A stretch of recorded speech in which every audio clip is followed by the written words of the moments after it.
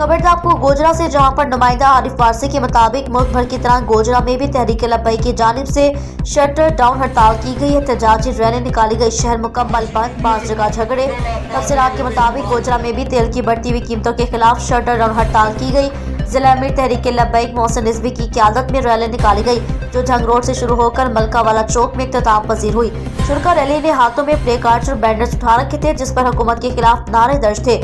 शुरा rally ने भी हुकूमत के खिलाफ शदीद नारेबाजी की। शहर के बाज़ बाजारों में दुकानदारों के आपस में दुकानें खोलने पर झगड़े भी हुए।